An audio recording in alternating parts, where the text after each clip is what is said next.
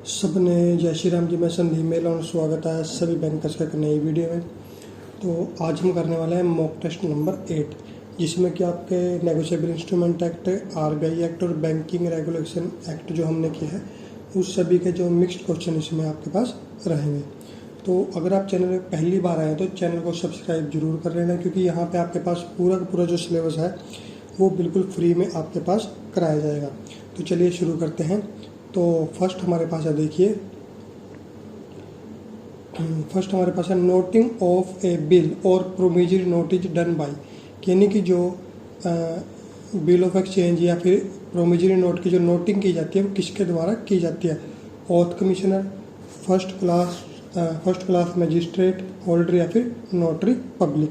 तो हमने पढ़ा है किसके द्वारा की जाती है, नोटरी पब्लिक के द्वारा। सेकंड है protest in the context of bill of exchange और प्रोविजरी नोट मीन्स, यानी कि ये तो हो गया नोटिंग, ठीक है। और उसके बाद प्रोटेस्ट देखिए क्या होता है, acceptance with some condition, refusal to accept as a mark of strong disapproval, certificate issued by the notary public attesting that the BOE यानी कि बिल ऑफ एक्सचेंज और promissory note has been dishonoured, या फिर disapproving the terms of the BOE और promissory note through note to note specifically refusing to accept the same. अब आपको पता है कि जब कोई चेक या जो बिल ऑफ एक्सचेंज या प्रोविजरी नोट डिसऑनर हो जाता है तो पहले उसकी नोटिंग की जाती है, उसके बाद एक सर्टिफिकेट इशू किया जाता है जिसको बोला जाता है प्रोटेस्ट। तो हमारे पास आंसर क्या आ जाएगा, option C, certificate issued by the notary public attesting that the BOE और promissory note has been dishonoured, यानी कि एक सर्टिफिकेट इशू किया गया किसके द्वारा, नोटरी पब्लिक के द्वारा। नोटरी पब्लिक ने नोटिंग की, उसके बाद एक सर्टिफिकेट इशू किया जिसको बोलते हैं प्रोटेस्ट। उसमें क्या बोला गया कि जो बिल ऑफ एक्सचेंज या फिर प्रोविजरी नोट वो क्या हो चुका है, डिसऑनर हो चुका है। नेक्स्ट है what will be the rate of interest to be charged if the rate is not mentioned in a bill of exchange और प्रोविजरी नोट, यानी कि जो रेट ऑफ एक्सचेंज क्या लगाया जाएगा, रेट ऑफ इंटरेस्ट, अगर बिल ऑफ एक्सचेंज पर जो रेट ऑफ इंटरेस्ट या जो मेंशन नहीं है, नील 18%, बैंक रेट है फिर 15%, तो आंसर हमारे पास क्या आ जाएगा, 18% पर एनम। नेक्स्ट है A draws a bill on B, यानी कि ए है जो उसने एक बिल ड्रा किया है बी को, उसके बाद टू सी और ऑर्डर सी एंडोर्स इट, यानी कि सी पे कर दिया, उसके बाद सी जो था उसने डी को वो एंडोर्स कर दिया, C endorse it to D. It dishonoured by non payment on due date, D can recover the amount from. तो अगर वो डिसऑनर हो चुका है तो जो डी है वो किससे अपना जो रिटर्न ले सकता है, यानी कि अपना अमाउंट ले सकता है, बी से, ए और बी से, ए बी एंड सी से, या फिर ओनली ए से। तो आंसर हमारे पास क्या जाएगा, ए बी एंड सी, यानी कि तीनों में से किसी से भी वो डिमांड कर सकता है, अपना जो अमाउंट है वो ले सकता है। नेक्स्ट है 5, the bank account of A limited company is operated by 2 director jointly, यानी कि एक लिमिटेड कंपनी का अकाउंट है आपके बैंक में जो कि 2 डायरेक्टर्स के द्वारा जॉइंटली ऑपरेट किया जाता है। There is a material alteration, एक मटीरियल अल्ट्रेशन उसके ऊपर हुई है, on the cheque which is duly confirm by one of the director, उनमें से एक के द्वारा वो कन्फर्म कर दी गया है। What should the bank do, तो बैंक क्या करेगा, देखिए the bank shall pay the cheque as either can confirm material alteration, यानी कि चेक पे कर दिया जाएगा क्योंकि दोनों में से एक ने जो मटीरियल अल्ट्रेशन वो कन्फर्म कर दी थी, या the bank shall not pay the cheque as it should be confirmed by all the directors of the company, pay नहीं करेगा क्योंकि वो सभी डायरेक्टर्स के द्वारा कन्फर्म होना चाहिए। The bank shall not pay the cheque as it should be confirmed by both the directors, यानी कि दोनों डायरेक्टर के द्वारा कन्फर्म होना चाहिए, या फिर the bank shall not pay the cheque as in case of limited company material alteration is not allowed and fresh cheque has to be issued. तो देखिए आंसर हमारे पास क्या जाएगा, the bank shall not pay the cheque as it should be confirmed by both the directors, तो option C हमारे पास हो जाएगा, यानी कि दोनों के द्वारा कन्फर्म होना चाहिए, उसके बाद वो पेड होगा। नेक्स्ट है 6, a cheque payable to income tax officer, एक चेक जो पेबल है इनकम टैक्स ऑफिसर को, साइंड बाय 2 डायरेक्टर्स, 2 डायरेक्टर्स के द्वारा साइन किया गया है। Signature of one of the director do not tally with the signature, उनमें से एक जो डायरेक्टर उसके जो सिग्नेचर है वो टैली नहीं हो रहे, यानी कि वो मैच नहीं हो रहे हैं। What should the bank do, the cheque should be paid as it is favour of revenue authority, यानी कि जो चेक है वो पेड कर दिया जाएगा, क्यों, क्योंकि वो रेवेन्यू अथॉरिटी के फेवर में है। या फिर the cheque should be return as it lacks authority, cheque वापस कर दिया जाएगा।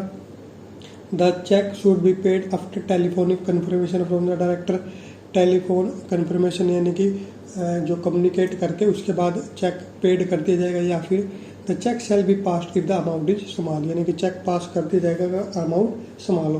तो देखिए बैंक में ऐसा कोई चक्कर नहीं होता कि अमाउंट स्मॉल है तो वो छोटी गलती है, अमाउंट बड़ा है तो बड़ी गलती है, ठीक। अमाउंट जितना मर्जी हो, अगर गलती है वो गलती है, ठीक है। तो ये तो होगा नहीं आपके पास, तो आंसर आपके पास क्या आ जाएगा, the cheque should be return as it lacks authority, यानी कि जो चेक है वो रिटर्न कर दिया जाएगा, क्योंकि इसमें जो अथॉरिटी वो नहीं बन रही है, पूरी अथॉरिटी नहीं बन रही है। यानी कि अगर साइन जो मैच नहीं हो रहा है, इसका मतलब वो क्या माना जाएगा कि मान लो उसको फोर्ज्ड भी मान लिया जाएगा, या ये बोल दो मटेरियल अल्टरेशन मान लिया जाएगा, ठीक है। लेकिन अगर टैली नहीं हो रहे हैं तो वो जो चेक है वो पास नहीं होगा। नेक्स्ट है a bill of exchange which is payable on demand and in which drawee is a bank is called, एक बिल ऑफ एक्सचेंज है हमारे पास जो कि पेएबल ऑन डिमांड है, और ड्रॉवी इसमें क्या है, बैंक है, तो उस बैंक को क्या बोलेंगे, तो उस बिल को क्या बोलेंगे, demand bill, inland bill, documentary bill या फिर चेक, तो उसका बोला जाता है चेक, ठीक है। जब हमने पढ़ा था चेक के बारे में तो हमने वहाँ पे पढ़ा था कि जो चेक है वो भी एक क्या होता है, वो ये बिल ऑफ एक्सचेंज ही होता है। नेक्स्ट है 8, which of the following is not a material alteration, इनमें से कौन सा एक मटेरियल अल्टरेशन नहीं है। Converting an order cheque to bearer cheque, ये तो बिल्कुल भी नहीं होगा, ठीक है, कि ऑर्डर चेक को आप बेरियर चेक में कन्वर्ट करो। Cancelling crossing on a cheque, अब ये भी आपने पढ़ा कि चेक की जो कैंसिल कौन कर सकता है, ड्रॉर कर सकता है। अगर कैंसिल किसी और के द्वारा की गई तो वो मटेरियल अल्टरेशन माना जाएगा। Converting a bearer cheque to order cheque, ये हो सकता है। या फिर cheque in the change in the date of a cheque, ये भी नहीं कर सकते। मान लो 25 का आपके पास चेक दिया गया और आप उसको 23 को ही कैश करा लो डेट चेंज करके, या फिर आप उसके एक्सपायर होने के बाद की डेट डाल दो, तो यानी कि डेट चेंज नहीं हो सकती। तो आंसर आपके पास क्या आ जाएगा, converting a bearer cheque to order cheque. Bearer, ये याद रखना आपको कि बेरियर चेक से ऑर्डर चेक में कन्वर्ट किया जा सकता है, ऑर्डर चेक से बेरियर चेक में कन्वर्ट नहीं किया जा सकता। Next 9, if on a promissory note और bill of exchange no time for payment is mention it is treated as, यानी कि एक प्रोमिजरी नोट है जिसके ऊपर या फिर बिल ऑफ एक्सचेंज है जिसके ऊपर कोई भी जो पेमेंट का टाइम मेंशन नहीं किया गया, तो उसको कैसे ट्रीट करेंगे, payable on demand, incomplete promissory note और बिल ऑफ एक्सचेंज, इनकोहेट बिल या फिर टाइम बिल। तो 9 का हमारे पास क्या जाएगा, पेएबल ऑन डिमांड, अगर कोई भी जो डेट मेंशन नहीं किए गए तो वो क्या हो जाएगा, पेएबल ऑन डिमांड। नेक्स्ट है you are presented with a cheque for payment which is written in red ink and blue ink and in different handwritings, what will you do, आपके पास एक चेक आया जिसके ऊपर red ink से लिखा गया और ब्लू इंक के साथ लिखा गया और हैंड राइटिंग भी अलग अलग है, ठीक है। तो आप देखिए क्या करोगे, the cheque will not be paid as it amount to material alteration, material alteration माना जाएगा उसको। Second, the cheque will be paid after confirmation from drawer, cheque paid कर दिया जाएगा ड्रॉवर से कन्फर्मेशन लेके। या फिर the cheque will be paid if otherwise in order, cheque pay कर दिया जाएगा अगर वो ऑर्डर में होगा। The cheque will be returned with remarks mandate of drawer not clear. तो देखिए 10 का हमारे पास क्या जाएगा, the cheque will be paid if otherwise in order, क्योंकि चाहे तो वो डिफरेंट इंक में हो या फिर वो अलग अलग लैंग्वेज में हो, ये मान लो हिंदी में, इंग्लिश में हो गया, लोकल लैंग्वेज में होगा, ठीक है। और ये चाहे हैंड राइटिंग भी अलग हो, अगर आपको लग रहा है कि वो मटेरियल अल्ट्रेशन नहीं है, ठीक है, सिग्नेचर अच्छे से है, तो वो चेक पे कर दिया जाएगा। नेक्स्ट है 11, a bill of exchange has been presented for collection on which two parallel lines are drawn, which of the following statements is or are true in this regard। यानी कि एक bill of exchange आया है जिसके ऊपर to parallel lines लगाई गई है, ड्रॉ की गई है, तो देखिए इनमें से कौन सी जो टर्म है वो ट्रू होगी। Bill of exchange can be paid only presented through bank. Bill of exchange can be paid only to bank to whom bill of exchange is specially crossed। Provision relating to crossing are not applicable to bill of exchange, so there will be no impact of two parallel lines on bill या फिर none of the above। तो देखिए answer इसका देख लेते हैं, पहले क्या होगा, सी, यानी कि प्रोविजन रिलेटिंग टू क्रॉसिंग, जो प्रोविजन है क्रॉसिंग से related, are not applicable to bill of exchange. जो ऐसे जो टू ट्रांसवर्स लाइन्स लगाते हैं, पैरेलल लाइन्स लगाते हैं, वो किसके लिए होती है, वो होती है चेक के लिए। बिल ऑफ एक्सचेंज के ऊपर वो एप्लीकेबल नहीं होती। तो अगर बिल ऑफ एक्सचेंज के ऊपर ऐसी कोई लाइन लगाई गई है तो उसका कोई भी इम्पैक्ट नहीं पड़ेगा। No impact of two parallel lines on the bill, कोई भी इम्पैक्ट नहीं पड़ेगा। अगर वो ऑर्डर में होगा तो वो बिल ऑफ एक्सचेंज पे कर दिया जाएगा। नेक्स्ट है, which of the following crossing is not defined under negotiable instrument act. इनमें से कौन सी जो क्रॉसिंग है वो नेगोशिएबल इंस्ट्रूमेंट एक्ट के अंदर डिफाइन नहीं की गया है। Not negotiable crossing, account payee crossing, special crossing या फिर बोथ 1 and 2। तो आपको पता है कौन सा है, अकाउंट पे क्रॉसिंग, जो किसी भी जो नेगोशिएबल इंस्ट्रूमेंट एक्ट है उसके अंदर डिफाइन नहीं की गई है। नेक्स्ट है 13, what is the effect of writing not negotiable between two parallel lines on the face of the check.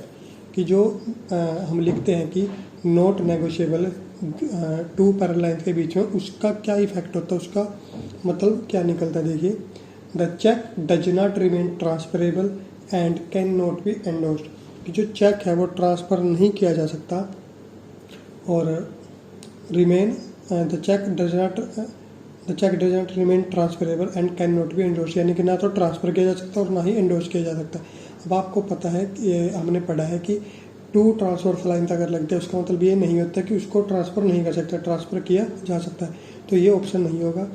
Next है, the cheque does not remain a negotiable instrument at all, ऐसा भी नहीं है। Not negotiable crossing does not restrict transferability, ये यहाँ तक ठीक है कि जो नॉट नेगोशिएबल अगर उसके ऊपर लिख दिया है तो उससे जो ट्रांसफरेबिलिटी है वो रिस्ट्रिक्ट नहीं होती। But title of the transferee will not be better than the title of the transfer, ये बिल्कुल ठीक है। ऑप्शन डी भी देख लेते हैं, the cheque can not be endorsed and title of transferee will not be better than the title of transferor. तो option answer हमारे पास क्या आ जाएगा, सी। यानी कि जो नेगोशिएबल इंस्ट्रूमेंट है अगर उसके ऊपर नॉट नेगोशिएबल लिख दिया जाता है तो ऐसा नहीं है कि वो ट्रांसफ़र नहीं होगा, वो ट्रांसफरेबल होगा, लेकिन जो जिसको वो ट्रांसफ़र किया गया है उसके पास बेटर टाइटल नहीं होगा, उसके पास बेटर टाइटल नहीं होगा एज कम्पेयर टू ट्रांसफर, जिसने उसको ट्रांसफ़र किया है।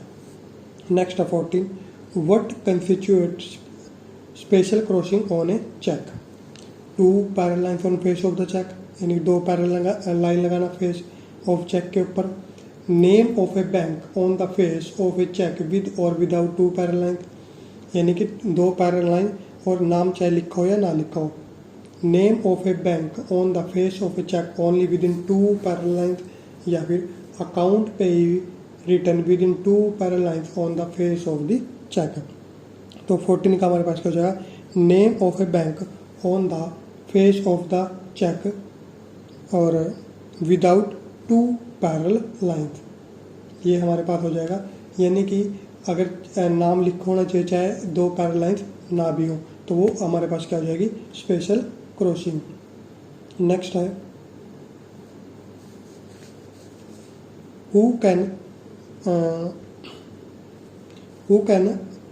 Open a cross cheque by cancellation of crossing, यानी कि जो क्रॉसिंग है उसको कैंसिल कौन कर सकता है, ड्रॉवर, पेई, होल्डर या फिर होल्डर इन ड्यू कोर्स। तो ये हमें पता है कौन कर सकता है, ड्रॉवर। सिर्फ ड्रॉवर के पास पावर होती है कि वो क्रॉसिंग को कैंसिल कर सकता है। और एक और पावर जो ड्रॉवर के पास होती है वो क्या होती है कि वो ऑर्डर चेक को बैरियर चेक में कन्वर्ट कर सकता है। कोई और पर्सन ऑर्डर चेक को बैरियर चेक में कन्वर्ट नहीं कर सकता। नेक्स्ट है, a cheque is drawn on your branch has been presented for payment. एक चेक है आपकी ब्रांच में ड्रॉ किया गया है जो कि पेमेंट के लिए आपके पास आया है। The cheque is partially written in English, English के अंदर लिखा गया, partially written in Hindi, Hindi के अंदर लिखा गया, and partially in local language, जो भी वहाँ की लोकल लैंग्वेज थी उसके अंदर लिखा गया, in which the branch is located. If the cheque is otherwise in order what would you do. और अगर चेक ऑर्डर में है तो क्या उसको पे किया जाएगा या नहीं किया जाएगा। The cheque can be paid as the cheque can be written in Hindi, English, Hindi, vernacular language. Vernacular language कौन सी होती है, जो कि लोकल लैंग्वेज होती है, of the area where the branch is located. The cheque can not paid as it account amounts to material alteration, यानी कि मटीरियल अल्टरेशन माना जाएगा उसको। Cheque can be written only in English और Hindi and therefore it will not be paid, यानी कि English और हिंदी में लिखा जा सकता है। और जो हमने यहाँ पे बोला है कि लोकल लैंग्वेज जो थी उसमें नहीं लिखा जा सकता, इसलिए चेक नहीं पे होगा। या फिर cheque can be paid after confirmation from the drawer, यानी कि चेक पे कर दिया जाएगा ड्रॉर से कन्फर्मेशन लेके। तो 16 का हमारे पास क्या आ जाएगा, ऑप्शन ए आ जाएगा हमारे पास। The cheque can be paid, cheque pay कर सकते हैं अगर वो ऑर्डर में हुई है, तो बात हो गई थी पहले ही। As a cheque can be written in English, Hindi और वर्नाकुलर लैंग्वेज, यानी कि जो लोकल लैंग्वेज है अगर वहाँ की लैंग्वेज में लिखा गया फिर भी जो चेक है वो पेड किया जाता है। नेक्स्ट है, which type of crossing restrict transferability of a cheque. कौन सी देखिए रोकती है, not negotiable crossing, special crossing, account payee crossing या फिर जर्नल क्रॉसिंग। तो वो कौन सी होती है, अकाउंट पे क्रॉसिंग। नेक्स्ट है 18, विच of the following is not A payment in due course. ठीक है, पेमेंट इन ड्यू कोर्स हमने पढ़ा था, तो हमें बताना है कि इनमें से कौन सी पेमेंट इन ड्यू कोर्स नहीं है। Paying a cheque after banking hours, ठीक है, ये हमने पढ़ा था, ये नहीं होगा। Paying a cross cheque in cash to a person other than to a banker, paying a post dated cheque before the date of cheque, या फिर ऑल ऑफ द अबोव। तो 18 का हमारे पास क्या हो जाएगा, ऑल ऑफ द अबोव। ठीक है, ये हमने पढ़ा ही है। दूसरा भी हमने पढ़ा है कि पेइंग ए क्रॉस चेक को कैश में पे करना। ठीक है, ये आपने पढ़ा है कि अगर चेक क्रॉस्ड है इसका मतलब वो कैश में पे नहीं किया जा सकता, ओवर द काउंटर जो पे नहीं किया जा सकता। और तीसरा हमारे पास था paying a post dated cheque before the date of the cheque, यानी कि डेट अभी उसकी आई नहीं है और उसको पहले ही पे कर दिया गया है। तो ये भी हमारे पास क्या होते हैं, ये सभी किसके अंदर आते हैं, पेमेंट इन ड्यू कोर्स के अंदर ये नहीं आते। Next, a bearer cheque on which endorsement was forged and has been paid by the paying bank. The paying bank is liable to which of the following, यानी कि एक barrier check था जिसमें कि एंडोर्समेंट की गई थी, फोर्ज एंडोर्समेंट की गई थी और उस चेक को पे कर दिया गया है। तो इस केस में जो बैंक है वो किसके लिए लाइबल होगा, true owner of the cheque, drawer, payee या फिर नन ऑफ द अबोव। तो 19 का हमारे पास क्या जाएगा, नन ऑफ द अबोव।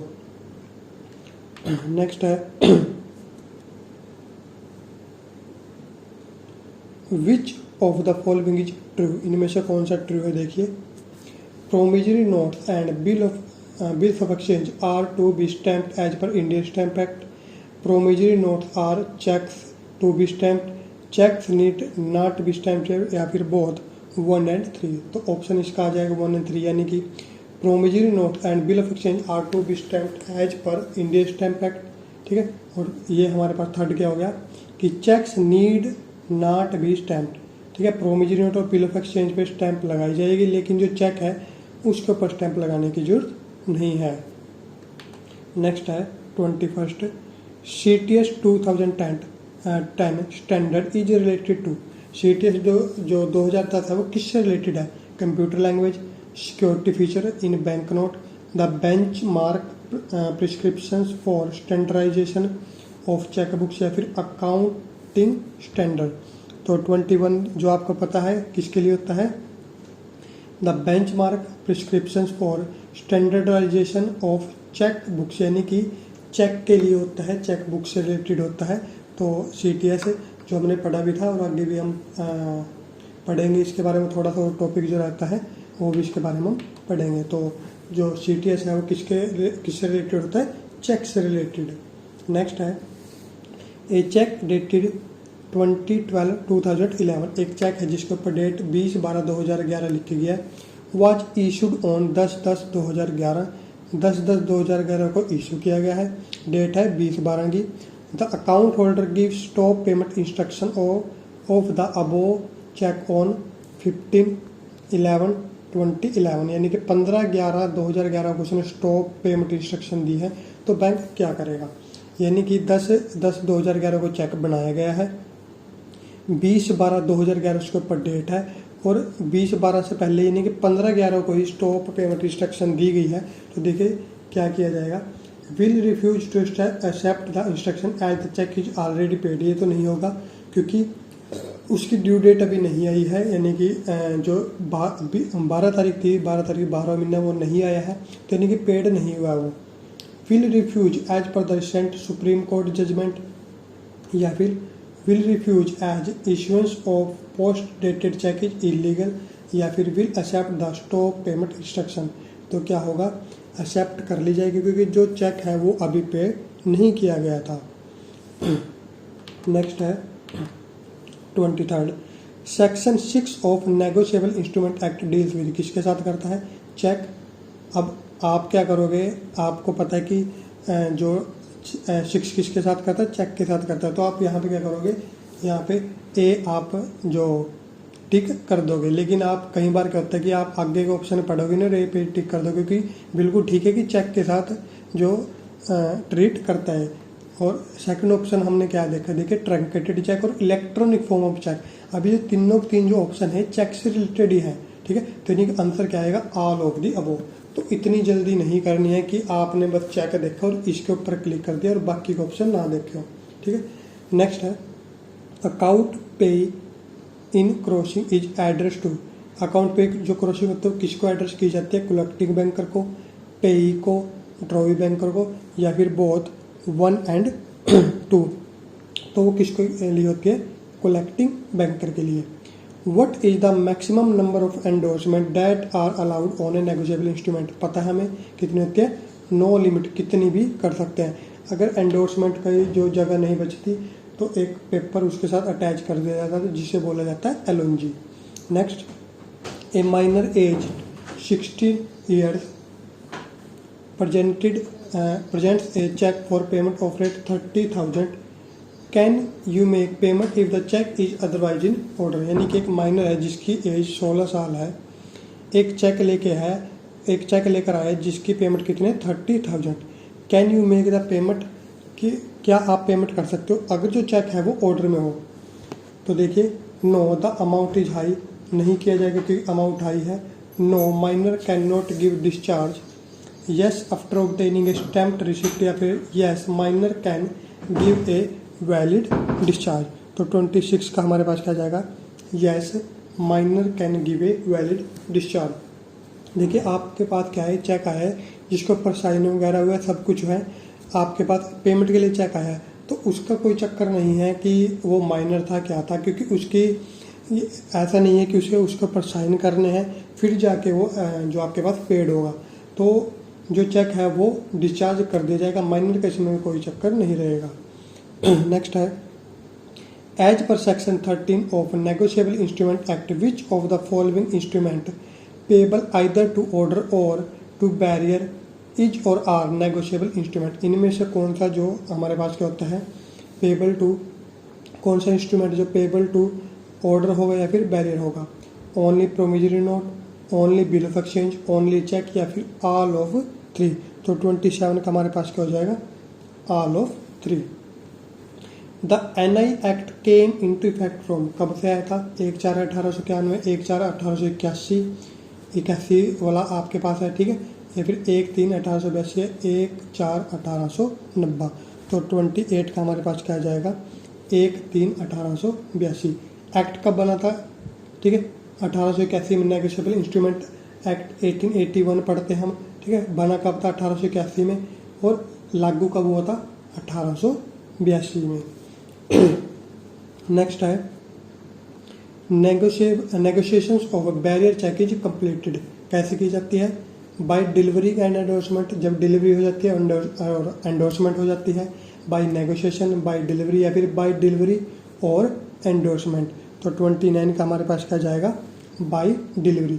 सिर्फ डिलीवरी से ही क्या हो जाता है, जो बैरियर चेक होता है उसके जो कंप्लीट हो जाता है। लेकिन अगर जो ऑर्डर चेक होगा तो बाय डिलीवरी और यानी कि डिलीवरी और एंडोर्समेंट दोनों उसके ऊपर होनी चाहिए। ये आगे देखिए आपके पास। Next, negotiation of order cheque is completed कब होती है? By endorsement and delivery, by negotiation, by delivery, या फिर बाय डिलीवरी और एंडोर्समेंट। तो 30 का हमारे पास क्या जाएगा? बाय एंडोर्समेंट एंड डिलीवरी, यानी कि इसमें दोनों चाहिए होंगी। नेक्स्ट है 31, a cheque without date can be completed by. एक चेक है जिसके ऊपर डेट नहीं डाली गई, वो किसके द्वारा कंप्लीट किया जा सकता है? Holder in due course only, holder only, both holder and holder in due course, या फिर नो वन एक्सेप्ट ड्रॉवर। तो 31 का हमारे पास क्या हो जाएगा? Both holder and holder in due course. अब यहाँ पे देखिए, थोड़ा ध्यान ये रखना है कि जैसे अब यहाँ पे मैंने टिक किया है, तो ये कन्फ्यूज मत होना कि यहाँ पे आंसर सी है या डी है। हमारे पास सी है, क्योंकि जब हम स्कूल में पढ़ते तो वहाँ पे हमारे पास था एक जो फ्रेंड था, वो क्या करता था कि अगर उसको पता है कि भाई ए और बी में से आंसर है, तो वो क्या करता था, यहाँ पे टिक लगा देता था। ठीक है, अब जब कॉपी लेके जाएगी टीचर के पास, तो तब तक तो पता चली जाएगा कि दूसरे पूछ लेंगे कि जो आंसर है ए है या बी है। तो जो भी आंसर होता है वो बता देता था कि अगर मान लो बी है तो बोल देता कि मैंने पहले लगाया है, और ए है तो बोल देता कि मैंने बाद में लगाया है टिक। तो ऐसा बहुत काम किया उसने, फ्रेंड था हमारा। और जो MCQ का आपको पता होगा कि जो MCQ है ये उसी वक्त स्टार्ट हुआ था। MCQ जो दो मल्टीपल चॉइस क्वेश्चन थे, जिस वक्त हम शायद 9th या 10th में थे, उस वक्त ये जो MCQ का जो कॉन्सेप्ट आया था, सेमेस्टर सिस्टम हमारे पास आया था। तो चलिए नेक्स्ट करते हैं 32। Ante dated cheque means, ante dated cheque का मतलब क्या होता है? Invalid cheque, after date, after account opening date, या फिर पीरियड टू एक्चुअल डेट। तो 32 का हमारे पास क्या हो जाएगा? Period to actual date. पहली बात तो कि इनवैलिड चेक नहीं होता, ये एक वैलिड चेक होता है। ठीक है, जो एंटी डेटेड चेक हो गया, पोस्ट डेटेड चेक हो गया, ठीक है, ये दोनों के दो क्या होते हैं? वैलिड चेक होता है, तो इनवैलिड नहीं माना जाएगा। नेक्स्ट है validity of cheque is 3 month as per, कि जो चेक है उसकी वैलिडिटी 3 मंथ है, वो किसके द्वारा बोला गया है? NI act, RBI act, BR act, या फिर गवर्नमेंट ऑर्डर। तो 33 का क्या हो जाएगा हमारे पास? RBI act. नेक्स्ट है date subsequent to the date on which a cheque is drawn and which has not fallen due till presentment is called. क्या बोलेंगे उसको? यानी कि एक डेट है, date subsequent to the date on which a cheque is drawn, एक cheque draw किया गया, which has not fallen due, जो कि अब तक नहीं आई है। मान लो आज कितनी है? 16 है, 16 ऑफ जुलाई, और जो चेक आपके पास है वो 19 ऑफ जुलाई है। तो उस चेक को क्या बोल लेंगे? Ante dated cheque, stale cheque, post dated cheque, या फिर एंटी डेटेड चेक। ये दोनों सेम ही आ गए ऑप्शन। तो 34 का हमारे पास क्या हो जाएगा? पोस्ट डेटेड चेक, यानी कि उसकी डेट अभी नहीं आई है। और एंटी डेटेड चेक क्या हो जाता है? जिसकी डेट जा चुकी है लेकिन वो अभी एक्सपायर नहीं हुआ है। मान लो 16 को उसकी जो एक्सपायर हो गया उसको तो हम स्टेल चेक बोल लेंगे। ठीक है, उसको क्या बोलते हैं? Stale check.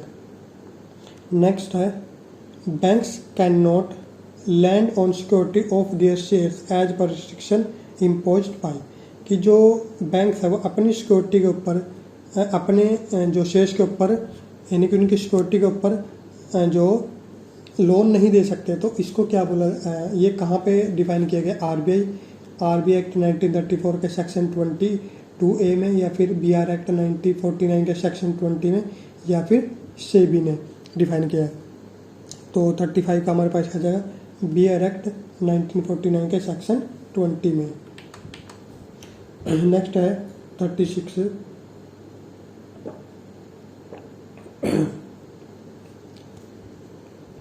Payment in due course means.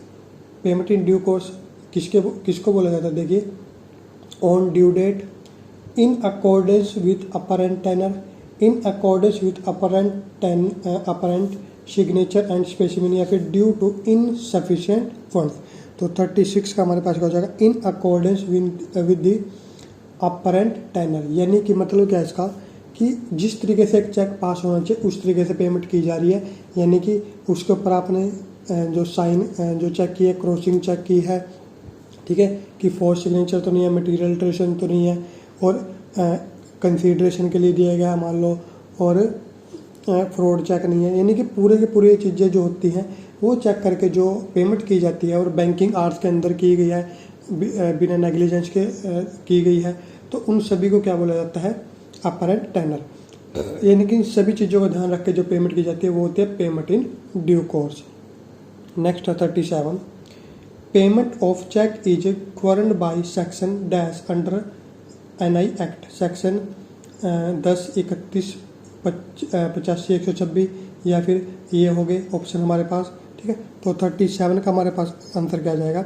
Section 10, 31, 85 and 126 है। यानी कि payment of cheque is governed by इन जो सेक्शन में जो पेमेंट की जाती है चेक के द्वारा वो यहाँ पे डिफाइन की गई है। कहीं पे प्रोटेक्शन डिफाइन की गई और पेमेंट का डिफाइन किया गया है। Next 38 promissory note, bill of exchange and cheques are defined as. क्या बोलते हैं उनको? Trust receipt, judicial document, negotiable instrument, या फिर document of title of goods. तो देखिए पूरा का पूरा चैप्टर हमने पढ़ लिया है। क्या बोलते हैं उनको? Negotiable instrument. नेक्स्ट है cheque is payable on. Cheque जो पेएबल किस पे होता है? डिमांड पे होता है, यूजेंस पे होता है, फिक्स्ड फ्यूचर डेट पे होता है, या फिर आफ्टर साइट होता है। तो 39 का हमारे पास क्या होता है? डिमांड पर। यूजेंस पे नहीं होता, ठीक है। जब उसको लेके आ जाएगा तब वो हमारे पास होगा, लेकिन उसकी डेट जो ड्यू आ जानी चाहिए, ये नहीं है कि पहले ही कर लेंगे उसको, ठीक है। नेक्स्ट है a promissory note must contain. Promissory note में क्या होना चाहिए? देखिए, एक conditional promise to pay, an order to pay, an unconditional undertaking to pay, या फिर ए रिक्वेस्ट टू पे। तो 40 का हमारे पास क्या जाएगा? N unconditional undertaking. यानी कि कोई कंडीशन नहीं लगी होनी चाहिए उसके ऊपर कि मैं आपको तब पे करूँगा, अनकंडीशनल पे किया जाएगा। नेक्स्ट है who is the drawee in bill of exchange. Bill of exchange के अंदर ड्रॉवी कौन होगा?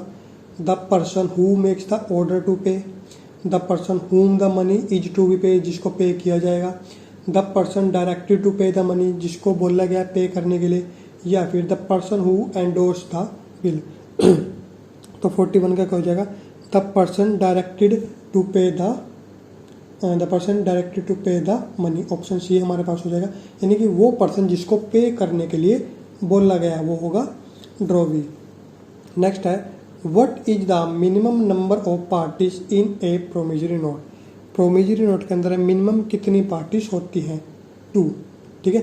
यानी कि एक बनाएगा और जिसके लिए बनाएगा वो दूसरी पार्टी होगी, तो मिनिमम 2 पार्टीज हो गई।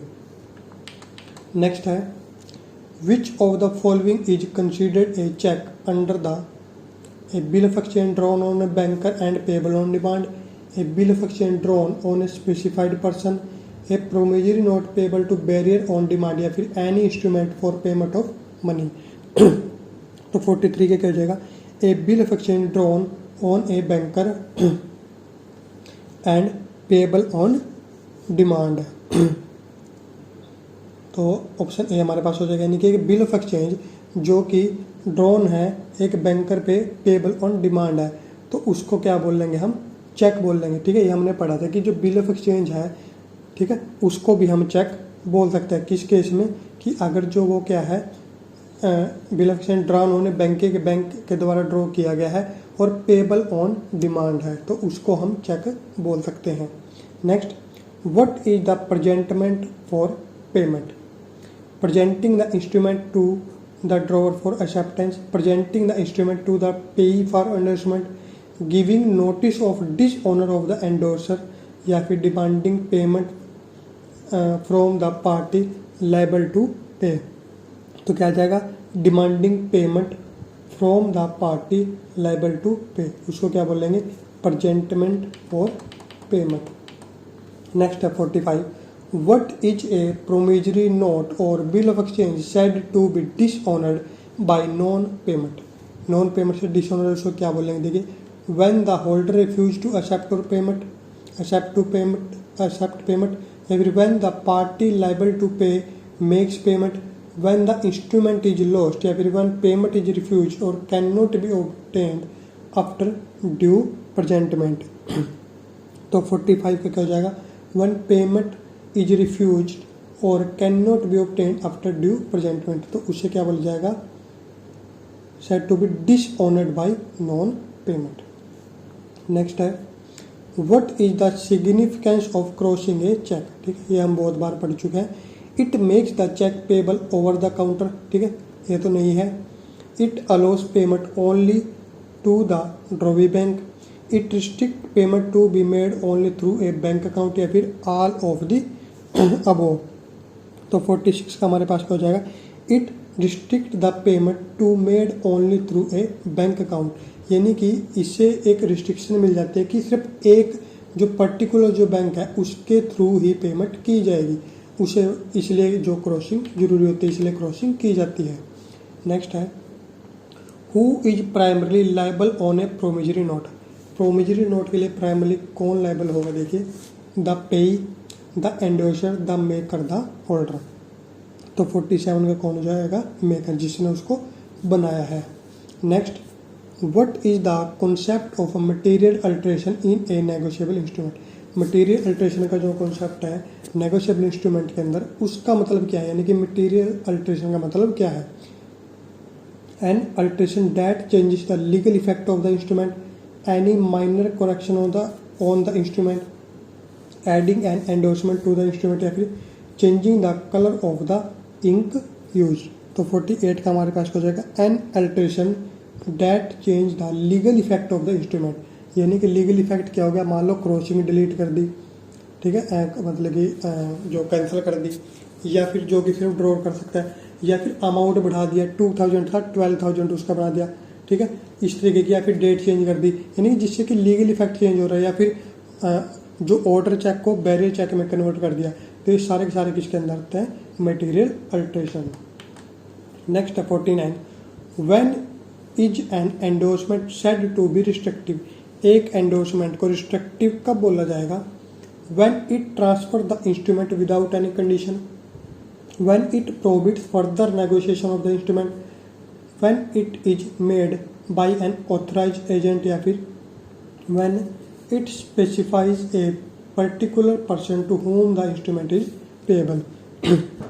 तो 49 का आ जाएगा when it prohibits further negotiation of the instrument. when it prohibits further negotiation of the instrument, तो उसको क्या बोलते हैं?